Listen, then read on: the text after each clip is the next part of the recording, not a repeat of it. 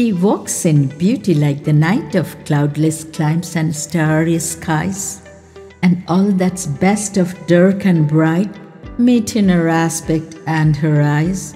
There's mellowed to that tender light which heaven to gaudy day denies. One shed the more, one rather less, had half impaired the nameless grace, which waves in every raven tress, or softly lightens o'er her face, where thoughts serenely sweet express how pure, how dear their dwelling place. And on that cheek and o'er that brow, so soft, so calm, yet eloquent, the smiles that win, the tints that glow, but tell of days in goodness spent, a mind at peace with all below, a heart whose love is innocent. My one and only, your last letter says, my head is throbbing, my heart is stunned. You say, if they hang you, if I lose you, I'll die. You leave, my dear. My memory will vanish like black smoke in the wind. Of course you'll leave, red-haired lady of my heart. In the 20th century, grief lasts at most a year. Death, a body swinging from a rope. My heart, I can't accept such a death, but you can bet if some poor gypsy's hairy black spidery hand slips a noose around my neck, they will look in vain for fear in Nazim's blue eyes. In the twilight of my last morning, I'll see my friends and you, and I'll go to my grave regretting nothing but an unfinished song. My wife, good-hearted, golden eyes, sweeter than honey, my bee, why did I write you they want to hang me? The trial has hardly begun, and they don't just pluck a man's head like a turnip. Look, forget all these. If you have any money, buy me some flannel underwear.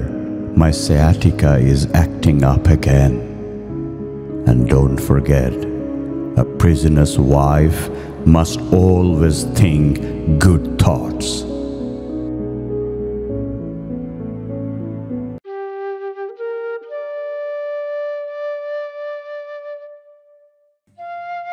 Death is nothing at all. It does not count. I have only slipped away into the next room. Nothing has happened. Everything remains exactly as it was. Am I? And you are you. And the old life that we lived so fondly together is untouched, unchanged. Whatever we were to each other, that we are still. Call me by the old familiar name. Speak of me in the easy way which you always used. Put no difference into your tone. Wear no forced air of solemnity or sorrow. Laugh as we always laughed at the little jokes that we enjoyed together. Play, smile, think of me, pray for me. Let my name be ever the household word that it always was. Let it be spoken without an effort, without the ghost of a shadow upon it. Life means all that it ever meant. It is the same as it ever was. There is absolute and unbroken continuity. What is this death but a negligible accident? Why should I be out of mind because I am out of sight? I am but waiting for you for an interval, somewhere very near, just round the corner. All is well, nothing is hurt, nothing is lost. One brief moment and all will be as it was before. How we shall laugh at the trouble of parting. when we meet again.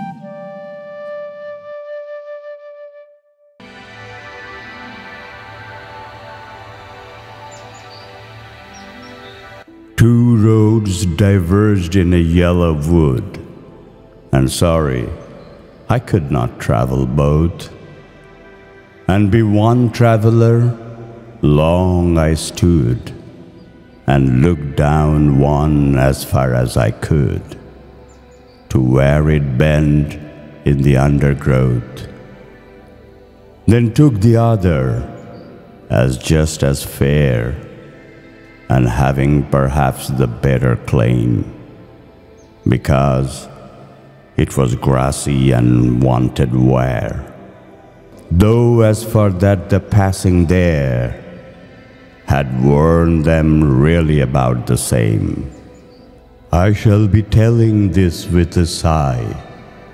Somewhere ages and ages hence, two roads diverged in a wood, and I took the one less traveled by, and that has made all the difference.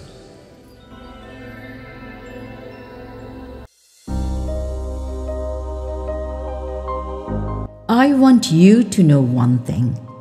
You know how this is? If I look at the crystal moon, at the red branch of the slow autumn at my window, if I touch near the fire the impalpable ash or the wrinkled body of the log, everything carries me to you, as if everything that exists, aromas, light, metals, were little boats that sail toward those isles of yours that wait for me. Well, now, if little by little you stop loving me, I shall stop loving you, little by little.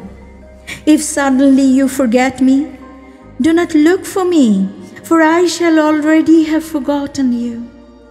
If you think it long and mad, the wind of banners that passes through my life, and you decided to leave me at the shore of that hurt where I have roots, remember that on that day, at that hour, I shall lift my arms and my roots will set off to seek another land. But if each day, each hour, you feel that you are destined for me with implacable sweetness, if each day a flower climbs up to your lips to seek me, ah, my love, ah, my own, in me all that fire is repeated, in me nothing is extinguished or forgotten. My love fades on your love, beloved, and as long as you live, it will be in my arms without leaving mine.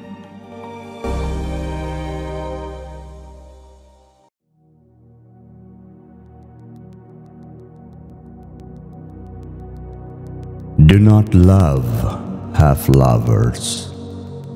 Do not entertain half-friends. Do not indulge in works of the half-talented. Do not live half-alive, and do not die a half-death. If you choose silence, then be silent. When you speak, do so until you are finished. Do not silence yourself to say something, and do not speak to be silent. If you accept, then express it bluntly. Do not mask it. If you refuse, then be clear about it. For an ambiguous refusal is but a weak acceptance. Do not accept half a solution. Do not believe half-truths. Do not dream half a dream. Do not fantasize about half hopes. Half a drink will not quench your thirst. Half a meal will not satiate your hunger. Half the way will get you nowhere. Half an idea will bear you no results. Your other half is not the one you love. It is you in another time, yet in the same space. It is you when you are not. Half a life is a life you didn't live. A world you have not said. A smile you postponed.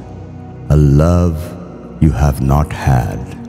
A friendship you did not know. To reach and not arrive. To work, not work. Attend only to be absent. What makes you a stranger to them closest to you, and they strangers to you? The half is a mere moment of inability. But you are able, for you are not half a being. You are whole that exists to live a life, not half a life.